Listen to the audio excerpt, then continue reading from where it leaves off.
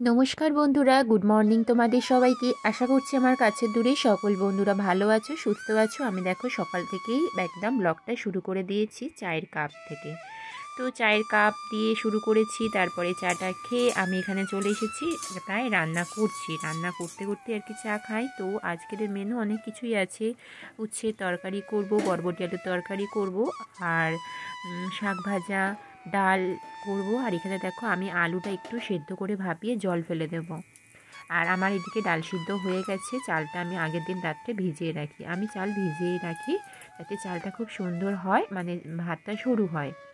আর এখানে ডালটা সিদ্ধ হয়ে গেছে, এখন ডালটা আমি নামিয়ে নেব। আর এতেই আমি ভাত আবার বসিয়ে দেব। আর এদিকে আমি সবজি কেটেছি, উচ্ছে তো বসিয়েছি। আর এখানে দেখো বরবটি আলুর তরকারি করব, সেটা কাটা হচ্ছে। আর লাল শাক ভাজবো, সেটাও আমি কেটে নিচ্ছি। মানে সবজি কাটতে কাটতে রান্না করছি, মানে আমার সকালবেলা ভীষণ তাড়াহুড়ো থাকে, যে তাড়াহুড়োর মধ্যে দিয়ে আমি সমস্ত কাজ করে ফেলি। আর আজকের বন্ধুরা তোমাদের সাথে একটা রেসিপি শেয়ার করব, মোমো রেসিপি। তো চলো, আজকের আমি তোমাদেরকে মোমোটা কিভাবে বানিয়েছি সবটা দেখাতে না পারলেও কিছুটা তোমাদের সাথে শেয়ার করব। আর মোমো রেসিপি আলাদা করে আমি একদিন তোমাদের সাথে অবশ্যই শেয়ার করব। আর এদিকে দেখো বন্ধুরা, বরবটি আলুর তরকারি হয়ে গেছে, ভাতও হয়ে গেছে। আর আমি রাতের জন্য, এটা তো দুপুরের খাবার, আর রাতের জন্য আমি একটু ঢেঁড়স আলুর তরকারি করে রাখবো। বরকে ছেড়ে দেওয়ার পরে আমি যাই হোক তরকারিটা বসিয়ে দেব, কিন্তু নামাবো বরকে ছেড়ে দেওয়ার পরে, আস্তে ধীরে হবে। তো আমার তো রান্না প্রায় রেডি, এটাই আমি বরেরকে টিফিনে গুছিয়ে দেবো। শাক ভাজা, উচ্ছে আলুর তরকারি, ডাল, বরবটি আলুর তরকারি, আর এটাই আমার দুপুরের খাবার। আর এদিকে দেখো ঢ্যাঁড়সটা করছি রাতের জন্য। আর বন্ধুরা দেখো, আমার বরের তো ঠাকুর সেবা করা হয়ে গেছে, ও করে চলে যাচ্ছে, তারপরে কিন্তু আমি পুজো করব। তো তোমরা সঙ্গে থেকে দেখে নাও। আর দেখো ওর কিন্তু ঠাকুরকে দেওয়া হয়ে গেছে, তারপরে আমি পুজো করে নেব। আর এদিকে আমি এখন ওর লাঞ্চ বক্সটা গুছিয়ে নিচ্ছি। যা যা লাঞ্চে করেছি, উচ্ছে আলুর তরকারি দেখলে, বরবটি আলুর তরকারি, শাক ভাজা, ডাল, এগুলোই করেছি। ওকে লাঞ্চ বক্সে ভালো করে গুছিয়ে দিচ্ছি। এটাই আজকে টিফিন খেয়ে নেবো, তারপর ওকে আমি ছেড়ে দেবো বন্ধুরা, কিছুক্ষণ পরে ফিরে আসছি। তো দেখো আমার বর তো ঠাকুরের সেবা করে চলে গেছে, আমি ঠাকুরের সেবায় কিন্তু বসে পড়েছি। আমার ঠাকুর পুজো তোমাদের কেমন লাগে অবশ্যই কিন্তু কমেন্ট করে জানিও বন্ধুরা। আর আজকের আমি তোমাদের সাথে ঠাকুর ঘরটা একটু শেয়ার করছি, কারণ সত্যি বলতে কি ঠাকুর সেবায় এতটা আনন্দ, এতটা আমি মানে ভালো লাগে আমার, সেই জন্যই তোমাদের সাথে আমার ঠাকুর ঘরটা শেয়ার করা। তো তোমাদের কেমন লাগলো অবশ্যই কিন্তু কমেন্ট করে জানিও বন্ধুরা।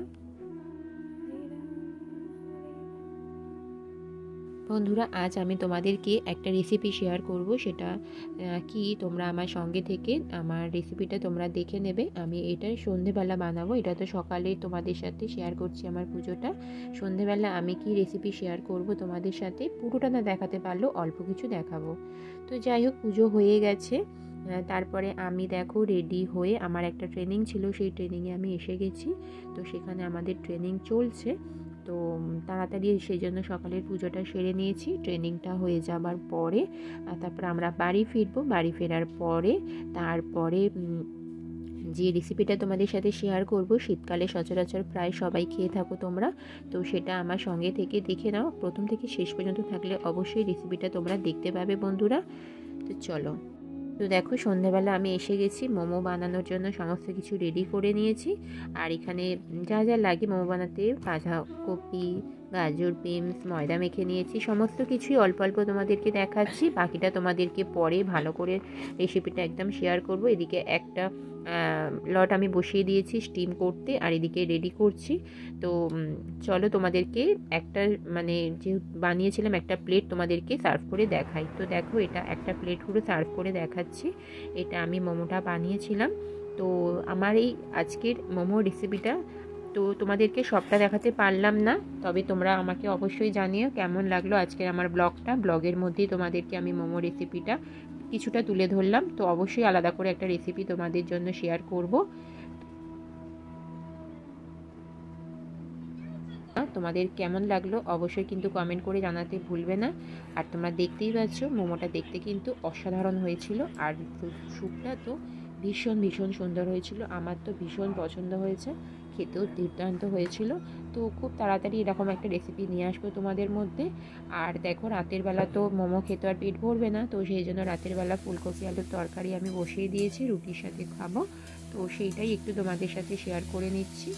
রাতে রেসিপিটা হচ্ছে ফুলকপি আলুর তরকারি আর রুটি ছিল, তো সেটাই এখন বানাচ্ছি বন্ধুরা। এই রেসিপি করে একেবারে আমরা রাত্রের ডিনারে চলে যাব। তো বন্ধুরা যাই হোক, তোমরা আমার সঙ্গে থেকে পুরোটা একটু দেখে নাও, আর বেশি বক বক করবো না।